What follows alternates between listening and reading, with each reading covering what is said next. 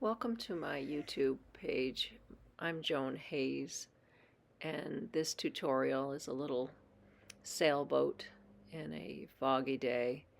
Um, I'm starting out with a piece of 6 by 6 inch hot pressed watercolor paper, 300 pound.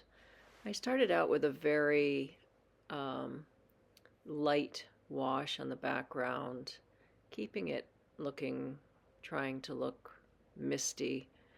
And then I went straight into the boat, trying to work the main boat, getting a little bit of shadowing.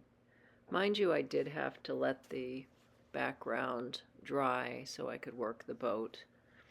Went in with some Payne's Gray for the shadow and alizarin crimson for the bottom of the boat with a little bit of Payne's Gray. Now I'm working the shadow under the boat with straight Payne's Gray, giving a bit of a zigzag stroke to replicate the reflection on water. I do this lying down the pigment and then coming back and forth between water and more pigment. Again, trying to keep the strokes going left to right and thinking of the water, the direction of the water. I'm going in with the tarp on the that covers the sail with a light cobalt blue, and I'll let that dry for a second and then go in with ultramarine blue and just start a little bit of shadowing. Little Payne's Gray on the side there. It doesn't take much to get your shadowing on that, so keep that in mind. It's very minimal. And then I'm going to go into the foreground and get my very simple shadow of the sail and the tarp that covers the sail, and the actual boat shadow. Again, it's a small piece, so I don't need to do a lot with that, just a simple shadow. And that grounds the piece right there for the most part. And I did use a ruler to make the mast line there.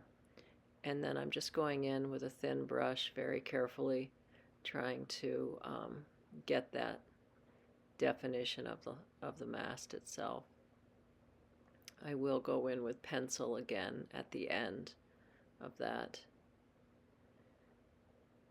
And I probably will go back and forth with my shadow, as always is the case with watercolor and the way it dries, a little bit lighter. I want to make sure that the base of the boat, the shadow of the boat, is dark and really grounds that piece. Just going to go back in ever so lightly and try to get some shadows on that blue, exaggerate it a little bit, and then try to wash it out a little bit later. I'm going to need to go into the actual boat and start defining the outline of that boat a little bit. Again, it doesn't take too much, and a line out for a rope or anchor, however you want to interpret that, and exaggerating the shadows. Again, showing where my light source is will also help will ground this piece.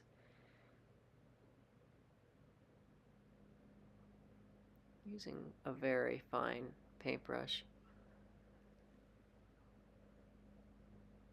A little bit of my opaque white just for some touch-up.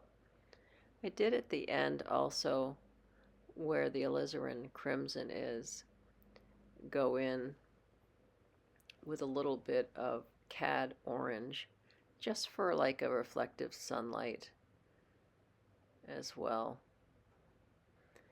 And because the lines are so faint with the sails, I just went in with lead pencil to give those marks because I didn't think it required much more than that. And I'll just go back in and touch them up a little bit later. And it's a pretty simple piece, fun to do, and challenging because it's simple, but not so bad. I hope you've enjoyed this tutorial. If you like what I'm doing, like and subscribe. And if it helped you, I'm grateful. Hope to see you at the next painting. Thank you so much. Have a great day.